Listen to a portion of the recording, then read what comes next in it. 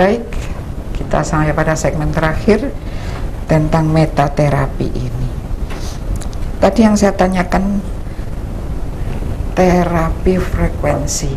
Jadi kan namanya frekuensi itu rasanya kayak getaran, Mbak, yang saya terima loh ya. Orang ngomong menerima frekuensi ya getaran gitu. Ya, vibrasi.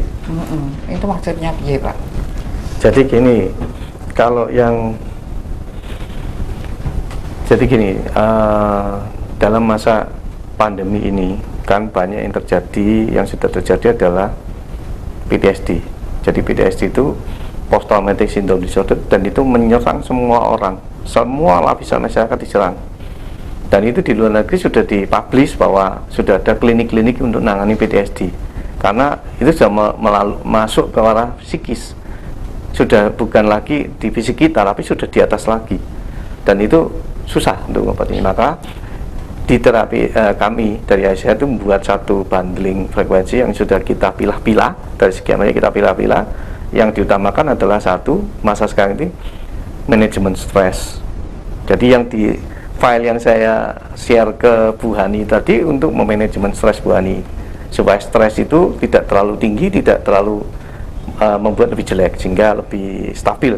Yang nomor dua, isinya adalah imunnya disesuaikan, imunnya dinaikkan atau diturunkan tergantung kebutuhan tubuh, ya. Jadi defisiensi imun, jadi selisih imun lah istilahnya. Kalau kurang ya dinaikkan, kalau kelebihan diturunkan, misalnya untuk stabilitas. Itu tujuannya supaya imunnya tetap bugar. Yang nomor tiga adalah IgA. IgA itu imunoglobulin E, adalah imunoglobulin yang berada di mukosa tenggorokan. Kenapa di mukosa tenggorokan? Karena virus COVID maupun virus-virus flu lainnya itu bermuara masuknya pasti dari sini, ya kan? Ya.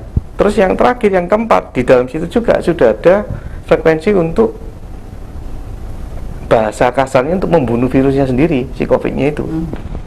Jadi total ini panjangnya 18 menit. Nah, supaya nyaman didengar, tidak hanya frekuensi frekuensi pengobatan saja, maka kita kasih background musik yang relaksasi. Nah, ini harus didengar sampai habis, Bu, karena berurutan semua itu. Pengalaman dari yang sudah atau testimoni yang sudah masuk ke saya, banyak orang yang sudah sembuh. Dan aneh-aneh, ada yang dia terapi ini semula untuk jaga imunnya terhadap COVID, ya, maaf, tapi ini maaf, ternyata bulanan dia jadi lancar. Satu, ya. Nomor dua, ada yang lambungnya sakit gara-gara terapi ini tadi, tiba-tiba hilang, termasuk merasa bugar dan termasuk tidak merasa kena COVID. Ada yang sudah terkena COVID di rumah sakit, tapi dalam kondisi bukan di bios ya, jadi masih sadar. Di terapi itu sehari 5 kali, ya sembuh juga.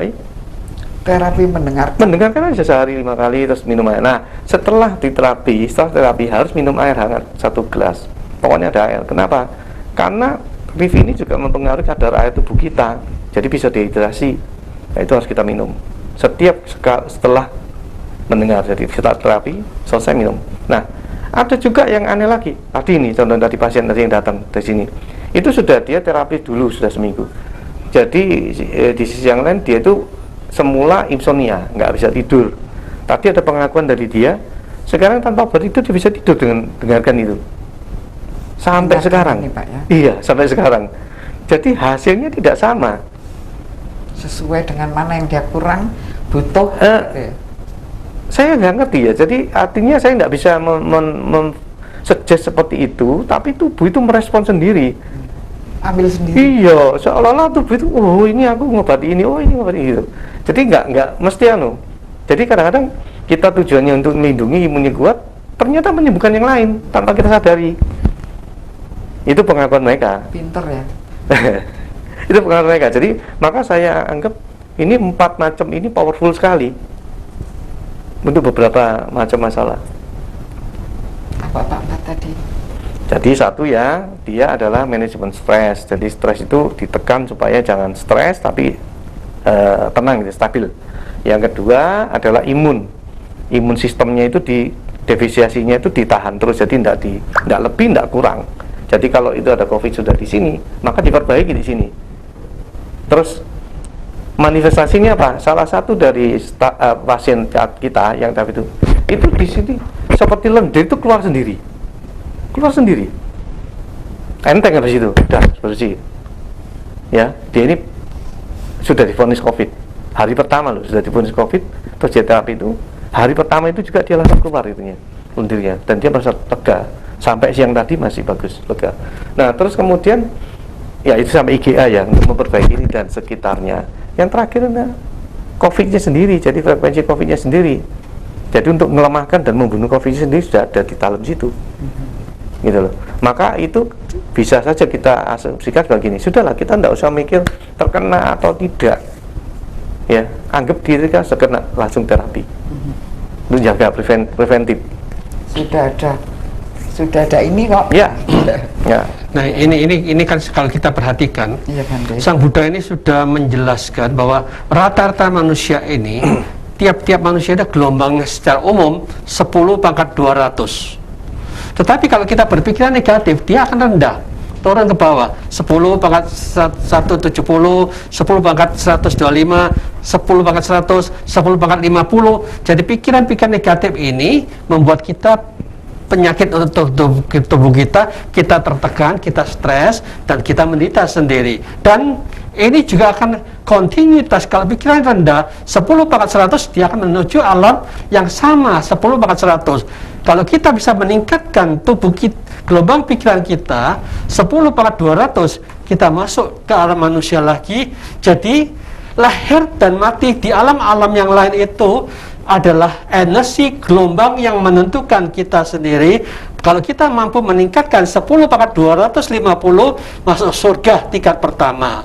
Kalau kita meningkatkan lagi 10⁻300, energi gelombang ini masuk surga tingkat kedua.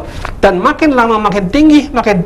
Kalau kita bisa meningkatkan 10⁻800, kita masuk surga tingkat yang ketujuh. Dengan demikian, inilah yang dikatakan bahwa kita tidak usah menunggu kapan dunia kiamat, kita akan otomatis memahami gelombang pikiran kita itu di tingkatan yang mana. Itulah yang kata kualiti batin dan pikiran kita bisa dilihat dalam kehidupan ini, sehingga dengan demikian kita bisa menentukan kira-kira kita nanti mati itu di alam mana. Apakah kita cenderungnya ke negatif banyak, lalu kita percaya dengan agama kita masuk surga. Hati-hati, kita harus introspeksi, apakah benar KTP itu jaminan kita masuk surga, atau gelombang pikiran kita yang menentukan. Kalau rendah, mungkinkah kita bisa masuk yang tinggi? Jadi renungkan dengan penuh kebijaksanaan. Marilah kita bersama-sama membenet cara berpikir yang lain dari yang lain, karena siapapun juga yang memiliki pikiran-pikiran positif, itulah sesungguhnya dia sudah mengikuti jalan yang ditentukan oleh Sang Buddha.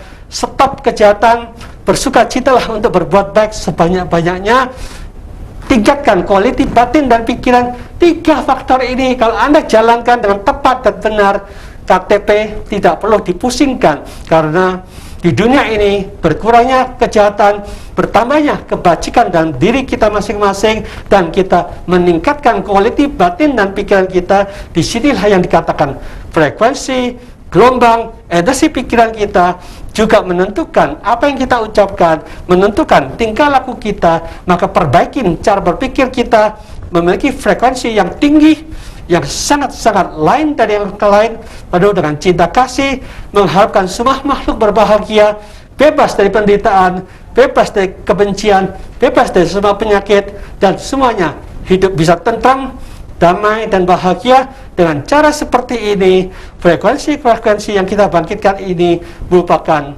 aktivitas karma yang sangat-sangat positif. Di mana kita jalankan seperti ini, disitulah damai, bahagia, hening akan terbentuk di mana-mana, dan kita bisa menciptakan surga yang nyata di dunia ini. Jangan hanya promosi surga, nanti mati baru masuk surga, itu tidak berlaku. Di dunia ini belum damai, berarti kita masih belum melaksanakan cara untuk mencapai kedamaian itu sendiri. Iya, terima kasih Pak T, terima kasih Bapak Bastian. Jadi terima kasih juga kepada seluruh pemirsa Dhamma TV. Kita sampai di penghujung acara, maka kita akan berpisah sampai pada minggu depan yang akan datang. jaga kesehatan baik-baik, jaga hati dengan baik. Semoga semua makhluk berbahagia. Suki Hontu Namo Buddhaya.